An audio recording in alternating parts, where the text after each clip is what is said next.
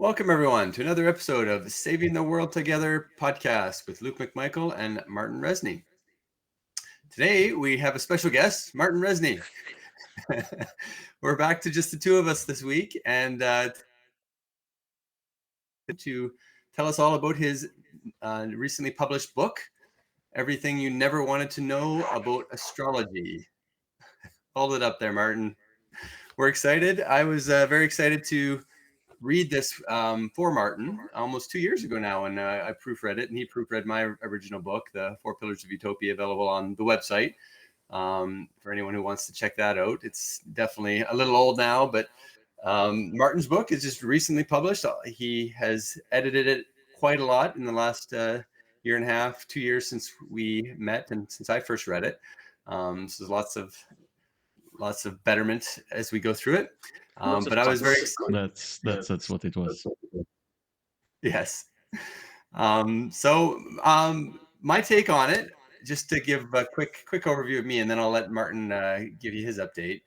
The most interesting thing I had was reading the book was really about the actual science behind astrology. I'd always been more of a skeptic myself. I never really thought much of astrology before, but after reading the book, I kind of started to open my mind that maybe there is something to it. I wasn't really converted fully, but I was like, okay, I'm on the fence now. I went from being kind of an anti-astrologist to kind of being on the fence. So that I think that's a step in the right direction for anybody to have an open mind to any of these sciences. I guess the word we used to call it was a proto-science. Some people call it pseudoscience, but that's not nice because it's not fake. It's just proto or slightly different kind of science. I think the word for that is parascience. Parascience, and so it's just a different way of kind of viewing the world and trying to find the mechanisms for how astrology could actually work if it was working. If we are living in some kind of matrix-like world where astrology is a thing, and the AI god or the god of the world, whatever god you believe in, decided they wanted to make astrology a thing in our world, there are ways that any god could have done that. So it's very interesting when you get into some of those mechanics. So I'll let with that said, let's hand it over to Martin. Give us a quick update on your book, or a quick overview for our viewers as to what your book's about and why it's important. Yeah, so thanks for the introduction. I'm just worried you might have jumped the shark a little bit with the sort of the more crazy conclusions that are possible toward the end of the book. But if I start from the beginning for the people who quite actually reasonably or for good reasons might be anti-astrology at this moment. So I usually try to start very carefully from the beginning and then ramp up the crazy later. So the name of the book is Everything You Never Wanted to Know About Astrology, and that by itself is part of the. It's a bit of a cheeky title on purpose, but it's like a bit of poking at people. But again, it's justified because the whole reason why I wrote the book and the whole point of what the book is about is that nobody knows enough about astrology. Virtually nobody knows enough about astrology to make any reasonable conclusions, any justified backed up conclusions about anything about astrology. And that sort of incredibly sadly includes also most astrologers and also most scientific skeptics. And the reasons for that, there are quite a few different reasons for that, I think. Different reasons between astrologers and the scientific skeptics also. So part of the things that I cover in this book are this background, this sort of reasons why what the situation even is with astrology and the misunderstanding of it, and some of the major reasons for the misunderstanding of what astrology is. Just yesterday, I spoke with somebody about one of the interesting historical examples that illustrates this, which is the Antikythera mechanism. I believe you're familiar with what Antikythera mechanism is, right? Yes, I think so. That's the Remind me that's though. that's the for our audience members who may not be familiar with it. It's the analog computer that they found at the bottom of the Mediterranean Sea, which was built 2,000 years ago by probably not Archimedes, despite what the newest Indiana Jones movie would have you believe, which featured Antikythera finally. because it actually is one of the artifacts that's super awesome, but wasn't really part of the mainstream consciousness about history for a very long time. It's just very recently that's becoming sort of popular, and that's why it was finally in the Indiana Jones movie. But was probably created by some of the disciples or like students of Archimedes later, or maybe two or three other guys at that time who were like the best engineers in the ancient. I think there's in the ancient documentation there are some texts that point to the existence of maybe like two or three such devices in the ancient world at some point, and it's incredibly impressive. It's basically a notebook, except like made from like very steampunk, made from the what do you call it? Made of cogs, like those like wheels with the dense Gears. gears. Yeah. So basically, it's like 40 something gears in there, which are arranged in such a way in like a casing that's not incredibly huge, basically a laptop or like a desktop.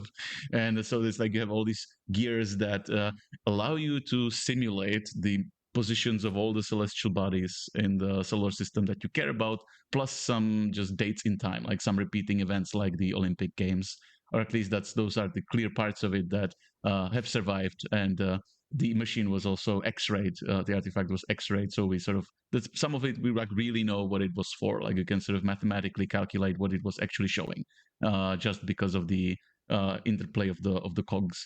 So like so sometimes you know that like for instance that they've been simulating in their positions and motions of the moon to like incredible accuracy. And so it's like it's a super cool thing. But like the illustrative thing about it, in regards to why I wrote this kind of book, is that even the people who are X-raying it and studying it and trying to like explain its function, they've never even said the word astrology. Like Mm. you can watch interviews with the people who have like studied this for decades, and they don't know. They really look like they have no idea that a possible use for a simulator of all the positions of planets in the ancient times could have been to cast a horoscope, which was only extremely common, normal, the important thing back then. Yeah. It's like shouldn't be surprising to anybody who knows anything about history. It's like it became a taboo thing to talk about. Nobody wanted to talk about astrology because it was wrote it off as a pseudoscience, and no one wanted to touch it with a 10-foot pole. So that In the anytime they're talking academia. about real science, you can't bring in astrology into it. I think that's kind of it just got a bad rap for quite a while. Right, probably. So that's sort of what was so fascinating to me when I found out that like the level to which people who are supposed to know about these things, like astronomers who are very commonly skeptics, and also who are very commonly skeptics because they hate astrology. Like the thing that started the whole movement, the whole modern skeptical movement, was actually a manifesto against astrology specifically, led by in large part astronomers.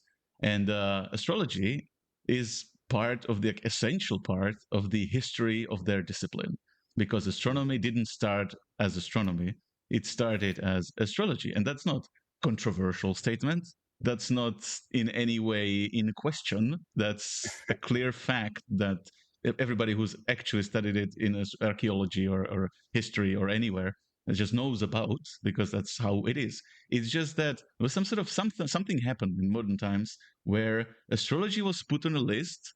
I don't want to say like what kind of list it was, using the vulgarism, like the S list is basically was just like this specific kind of list by scientists. It's like these are the things that we have clearly identified that have always been complete pseudosciences. Superstition is the oldest term.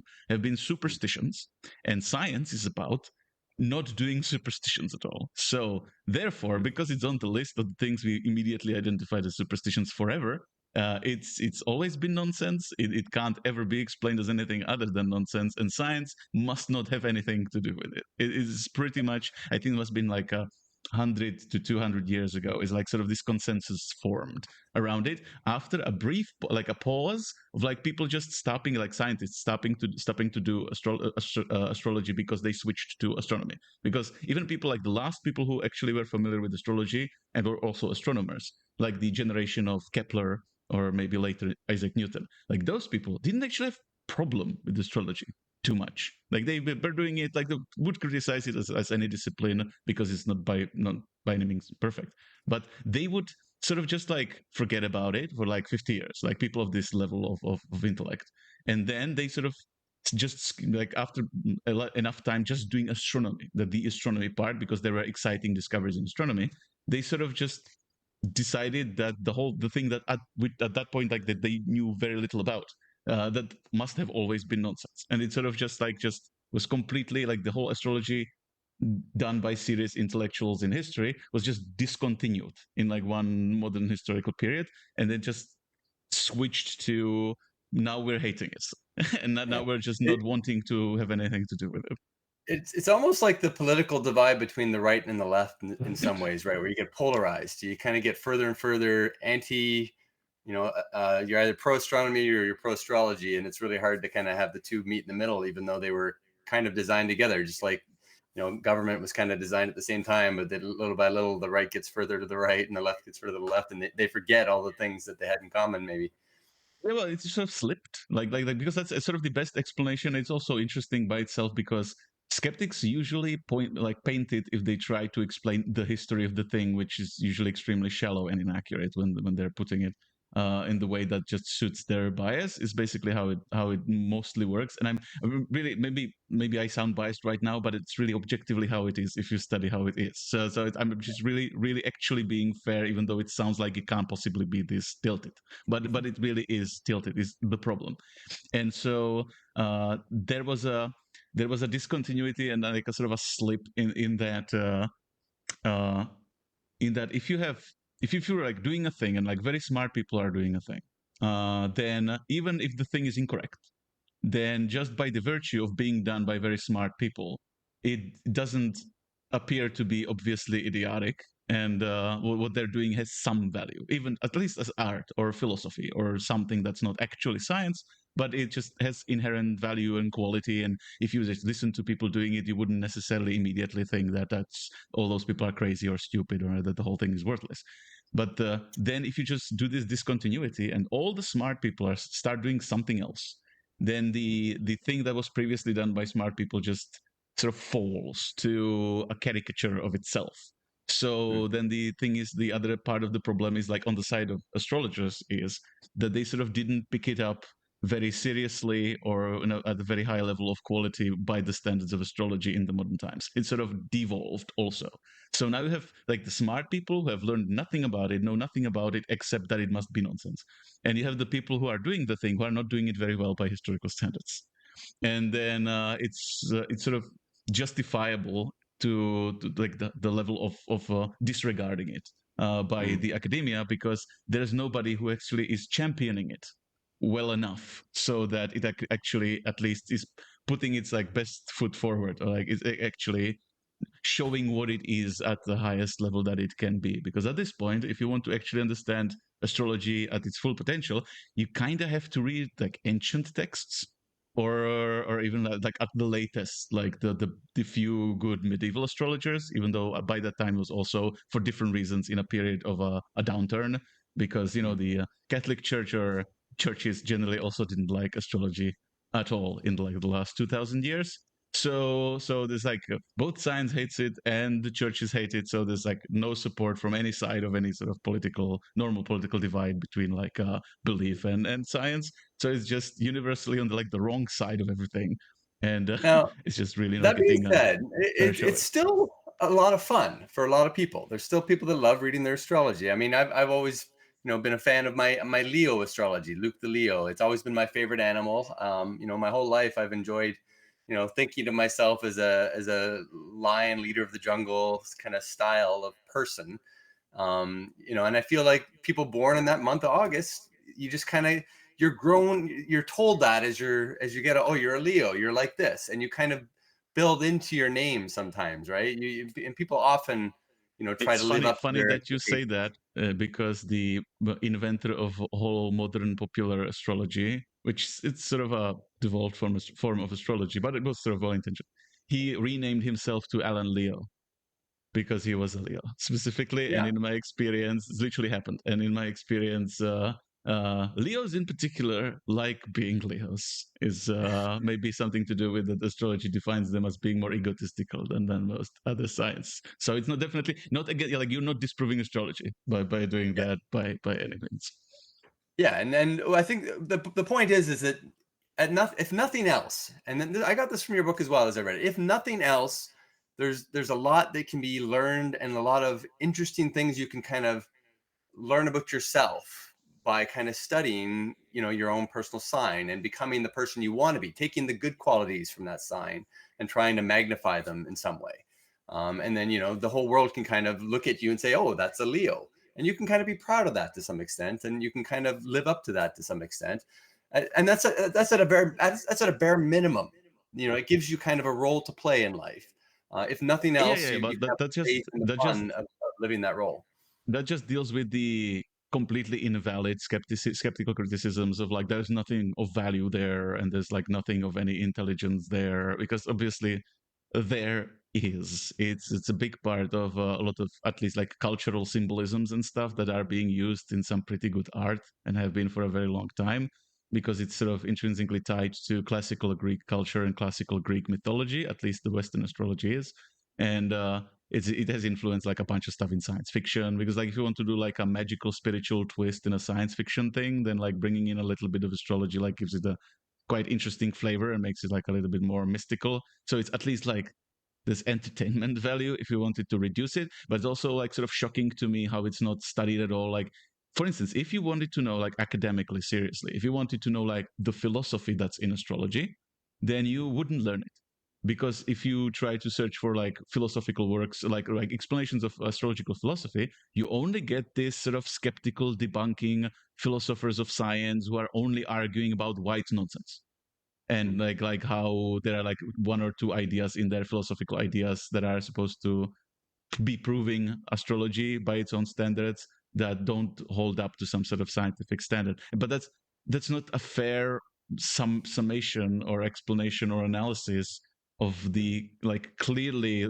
like voluminous amount of philosophy, the Greek style ethical virtue philosophy that's in there. It's just like if you try to like learn, there's also a part of the thing that I was sort of discussing very recently with somebody about it. It's that like the person argued, who's well versed in like classical Greek philosophy, because the person has classical sort of education in the field of philosophy, and so he's familiar with like the Stoics, the I don't know, Epicureans. Like you have these all these like schools of philosophy, and astrology is never included in any of that. And so they would say like, well, like astrology had nothing to do with like the good stuff from their culture, because we never learn about like those philosophers saying anything about astrology or deriving anything from astrology and stuff. It's just like, yeah, but there was like a whole bunch of people doing astrology back then who were like serious scholars by the standards of the time. And so why are we not hearing about what they were doing? And what they were doing clearly was just as philosophy as anything else other scholars in Greece were doing at that Yeah, time. You just won't in learn some about it. ways, it's kind of the missing link in some ways between science and religion. Let's just say, where you have a faith. It's not really fully either completely. It's kind of its own kind of joint meshing of the two, where you've got some belief, some faith, some looking for answers wherever they might be, and having faith in those answers, and then some science based on the planets that we see in the sky and based on the actual effects of the seasons, that we know seasons have an effect on people, based on when you're born or how you're raised or when you celebrate your birthday. The celebrating a birthday in the summer is very different from celebrating a birthday in the cold winter. It's going to change your mood based on the birthday you have every year. So that's a real, Yeah, absolutely provable thing.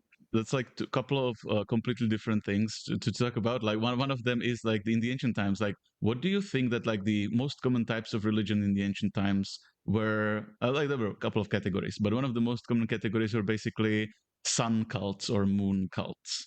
And what do you think they were doing, basing the religion around? Well, astrology, because if you're like a sun cult, then what you're doing is mapping the movements of your deity or deities, and then all the planets were at various points thought of as deities in the ancient world or prehistoric world, actually, because it goes that far. And so you would be like doing the science of it. Like it wouldn't be just because in modern times the religion, if like sounds like a dude sits in the desert and writes a book or whatever, and it feels extremely non-scientific at best. But back in the ancient times and prehistory, probably, it was quite a scientific endeavor to do religion because you actually were worshipping things you saw in the skies and you were mapping their motions and stuff, and that advanced your scientific understanding of nature. That wasn't Hmm. separated. That's like one of the main things about ancient times, ancient culture that's not well understood, I think, is that they weren't separating things. Like definitely as late as ancient Greece, they were not separating philosophy from religion from science a whole bunch of the time. Like you had sort of the more extreme sects, like you had more extreme philosophies that were arguing that one thing is good and everything else is nonsense. Like that happened.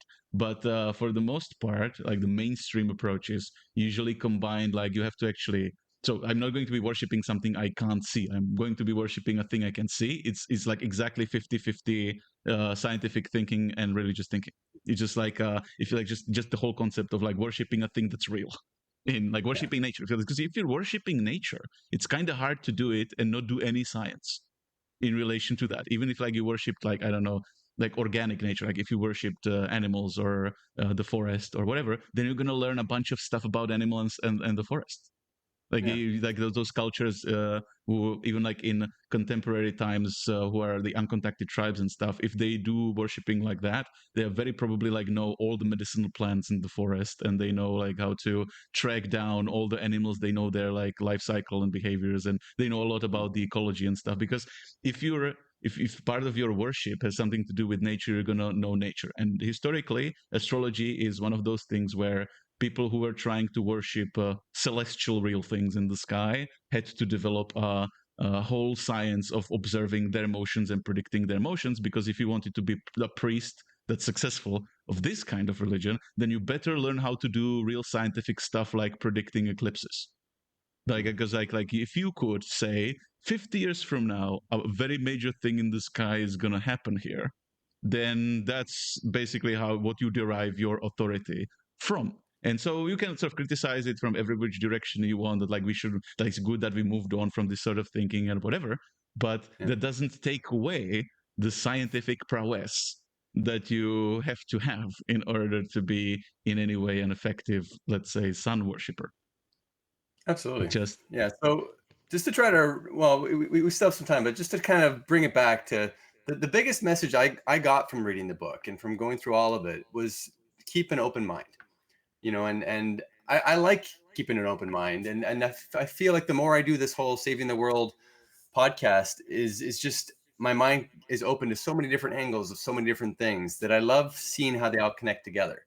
And I love just opening my mind to different ideas, whether it's right wing, left wing, middle wing, and all the religious and battles that we're fighting on all the fronts, all the different pillars. Everything kind of fits together. Everything's part of the puzzle. So if you just kind of keep an open mind with all these different things and say, okay, let's not immediately bash it or immediately say there's no way this is real or this is garbage. Let's just kind of take a step back and look at it, from their shoes or from other people's perspectives and see what we can make out of it. See what good can come out of it. yeah, because that's the other like from the couple of things that like you sort of made me think about that make sense referencing right now is like in response to this, like if you don't just throw the whole idea out, there's a whole Mm, bunch of science that you can do to actually try to verify if any of those types of ideas actually have some merit that really hasn't been done. Like skeptics would say, oh, there was a whole bunch of tests that disproved astrology, and you'd see it's like two designs of a test repeated a bunch of times, oftentimes done very poorly, and being very bad designs that don't really have a lot of actually explanatory power about astrology one way or the other. And mm, so it's like incredibly unsatisfactory if you're being objective about it, and you were doing like an actual peer review as like a neutral peer who's a scientist who's reviewing this kind of field of research. Like you can't actually, like maybe it's a bold statement, but you can't objectively, in my opinion, in my expert opinion in this matter, you can't objectively arrive at the conclusion that the research that has been done so far satisfactorily proves or disproves anything important about most of what astrology is or could be. And the things you could be doing, there is some research that people who do it have to sort of defend themselves. Scientists who do it have to defend themselves that like don't attack us. We are not doing astrology because astrology is the poo poo thing. So Mm. they have to basically pretend it has nothing to do with astrology, or incorrectly say that it has nothing to do with astrology when it clearly does. Like when you divide people by when they were born in the cycle of a year. So, like, to tell me, doesn't that sound a little bit like that? That's what like the astrological principles are about. That's like based on when you're born, something happens. That is the Yeah. simplest explanation of what astrology is. So that's the simplest fair definition of astrology. So that doesn't presume anything. So, a bunch of entirely different types of studies were done and have shown some effects. So, showing that, like, basically at this point already for sure, that if you approach the reality or society or people from this angle, then there are mechanisms that exist that are not magical. Like a whole bunch of them are not magical or surprising or anything. One of them is that it could have like when you were born, or actually in this particular research, when you were in the womb, like when you were developing as an embryo, during which part of the year actually has biochemical effects on you that affect your vitality, your health growing up. And one of those, sort of the simplest explanation is like they were one of the studies of this type were taking blood samples from infants, basically, and they figured out that there's a major difference at like two opposite points of the year, where you were born so that you were in the womb during the cold months, or you were born so that you were in the womb during the warm months. So it's the difference basically between the signs of Taurus and Scorpio, like those two opposite points in astrology, thus giving some credence to the idea of oppositions in astrology. Because then what it means is like maybe oppositions in astrology do something because it's exactly the opposite combination of climate when you were like growing up or being when you were born. So in this Mm. case, it showed for like a bunch of medical conditions through the vitamin D, that like the if you're in the womb, your mother gets or doesn't get, depending on the part of the year that it's in, does or doesn't get enough vitamin D. And vitamin D in certain concentrations in the mother has effects on the development of the immune system of the embryo. So that's one example.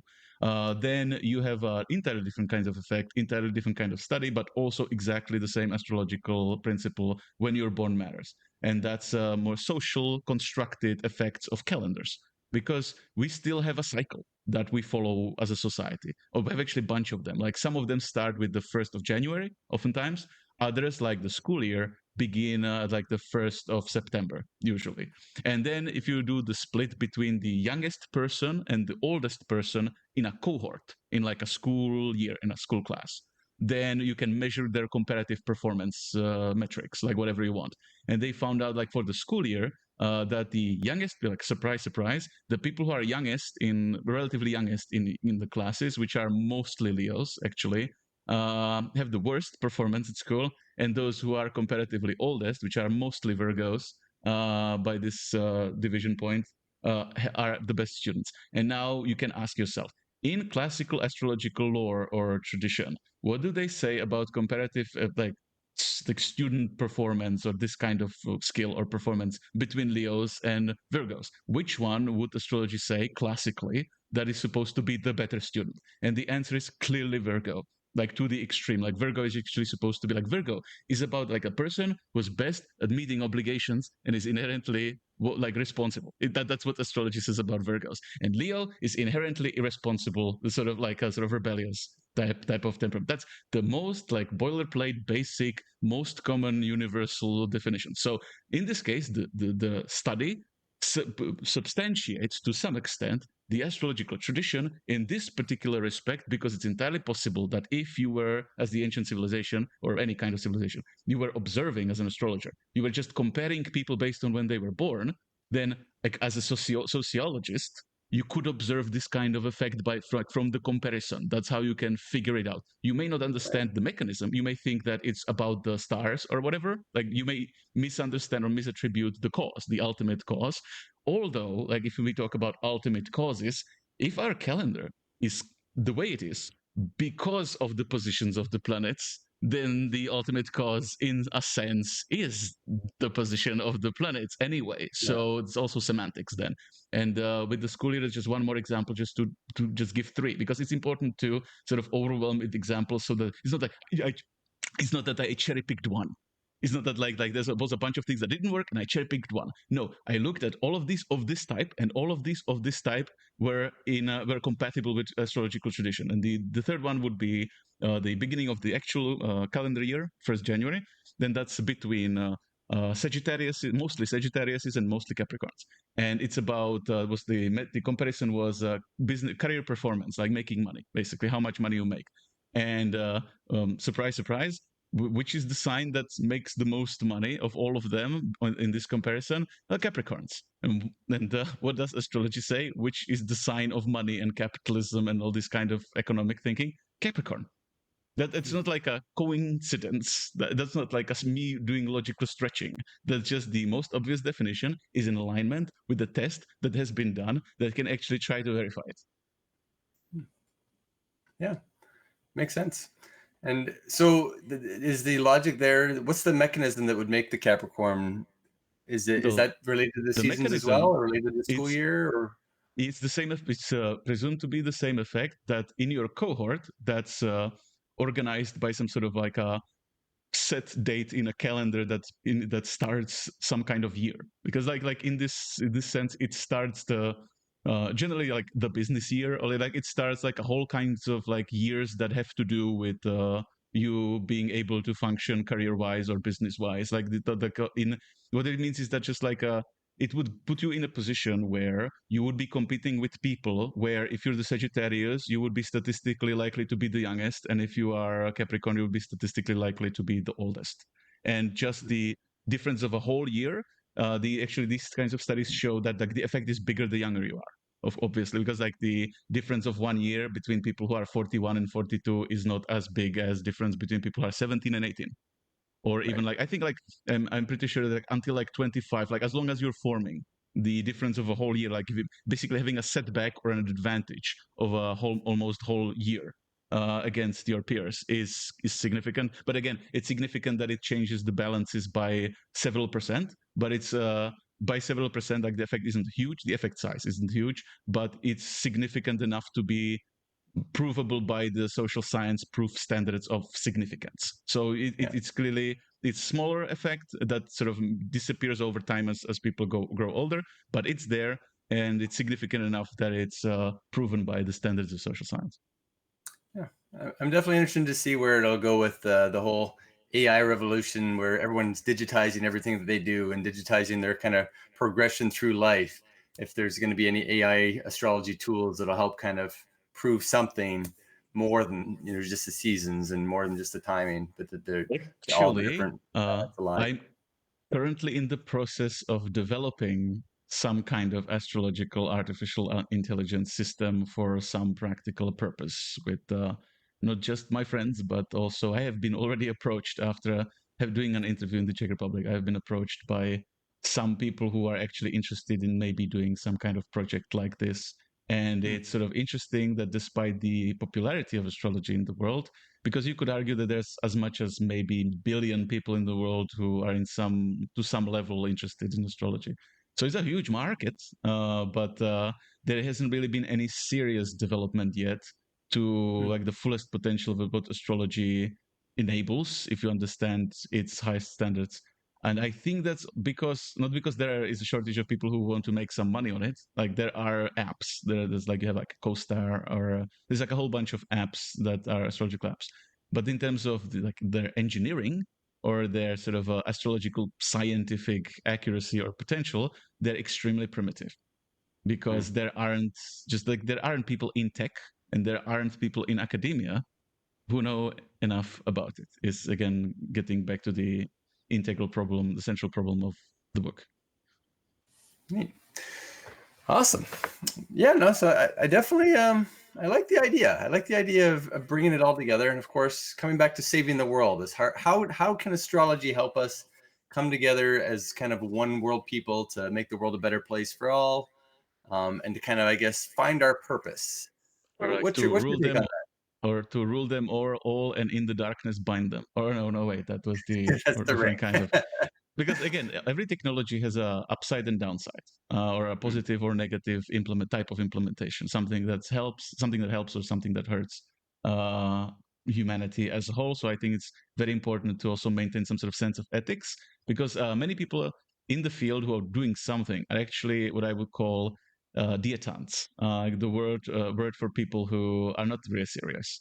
They don't really do serious science by any rigorous standards, not even like a rigorous study of it. Because if you can study something that's not scientific, like there are religious studies, but there aren't even rigorous astrological studies by the standards of something like religious studies.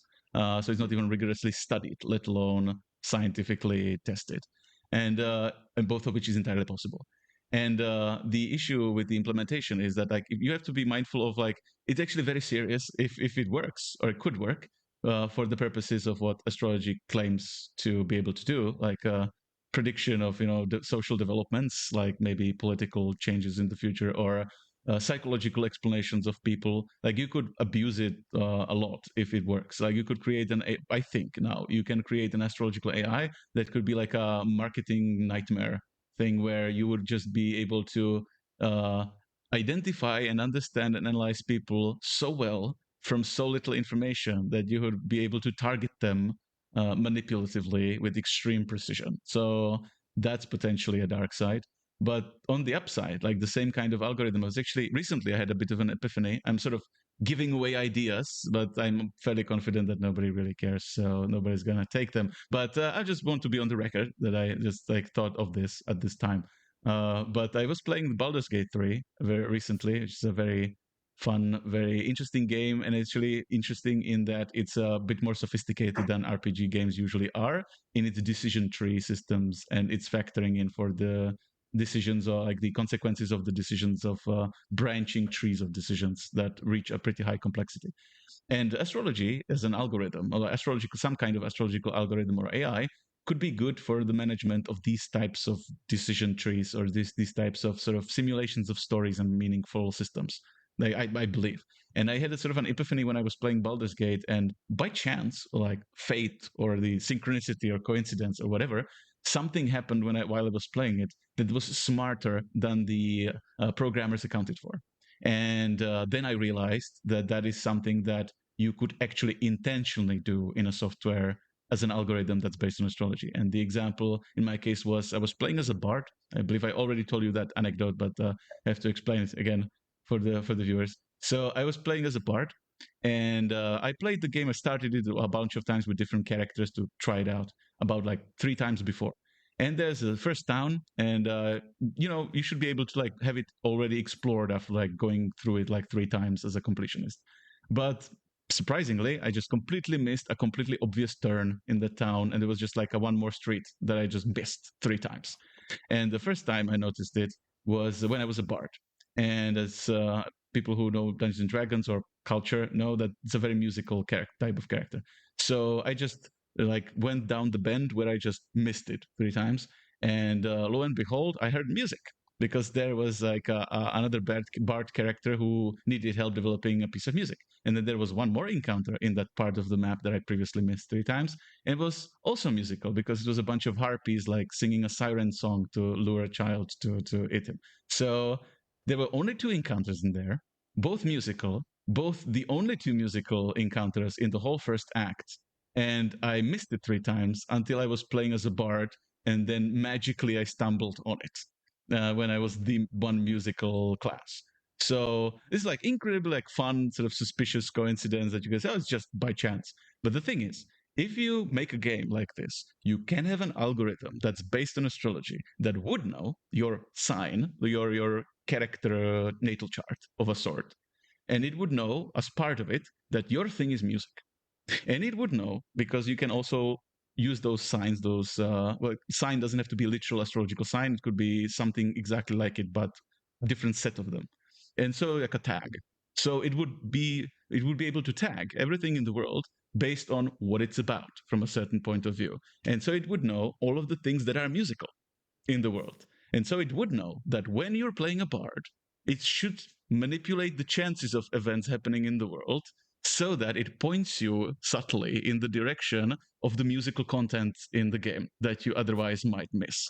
And that's an astrological algorithm that you could 100% totally do using games, make games more fun. So that's actually something I decided to call chironics, based on the kairos, which is the less known character that's related to chronos and chaos. Chronos people know is time, chaos people know is, well, chaos, randomness, chance. Kairos is a concept of time which is called opportune time. It's also like a deity, a god of it, and it's symbolized by a character who has a bow, and the bow is in the state of being pulled. So you just have to release the arrow, and that's the concept of like when a time is right for something. And the thing that, but that's why I call it chironics. You could have a whole class of algorithms that are concerned with meaningful timing, and you would architecturally base them on astrology. And in this way alone, astrology is an extremely interesting and intelligent and useful piece of ancient technology that we could apply today that we haven't even developed ourselves yet. And just by this standard alone, it's useful and therefore not a waste of time to study astrology if you can find things like this in it. Yeah, there you go. So that's what it's all about, is just kind of opening our minds up to some new ideas. So if you're interested in astrology at all, even if you're not, if you'd never wanted to know anything about astrology, open up your If you're mind. interested against astrology, Either way, for or against, check out Martin's book, Everything You Never Wanted to Know About Astrology. And you can find it, I'm sure he'll put a link at the end of this video. And you can find it on Amazon, I believe, as well. So check it out. Let us know what you think. If you ever want to come on as a guest and tell Martin why he's full of junk, we'd love to have you as a guest. We love all opinions here. We love to keep an open mind from all perspectives. And any final comments or any final things you'd like to get out there, Martin? Oh, just double down on your invitation/challenge. Just bring it on. Like, I'm completely willing to debate this with anybody who's like an astronomy about the astronomical implications. Anyone who's from like information sciences about the potential algorithmic nature of it and the software applications, or anyone from like psychology about that. What I believe is actually there's a lot of value there if you wanted to make like a better personality typology system. I think like all of these things have like valid things to talk about are in astrology on these topics, and that I believe can, if not advance our current level of technology or understanding of the world, then they can at least discover that the ancients who were doing astrology, were not, just dumb people doing nonsense for nefarious reasons, but that actually was like a lot of at least like interesting cultural historical value in there, at least like as on the level of philosophy or art. There you go. There you have it. Send us a like, send us some comments. Thanks so much for joining us today. What's that? Sorry? Send us some dislikes. I'm just like trying to be inclusive to people who hate it. Yeah, send us whatever you got. We'll keep making some fun new videos. Except for bombs or anthrax, like just legal things. Like send us non-lethal legal things. There you go. All right, thanks so much for joining us today, Martin, and for sharing us your book. It's the book that brought us together in some ways. So everything that's kind of happened in the last 2 years with Saving the World podcast and savingtheworldtogether.org is kind of started with this book in some ways. So thanks so much. I think not. I think not. It's all connected. We're all in this together, and I'm really excited about it. So thanks so much for joining us, and let's save the world together. Bye, everyone.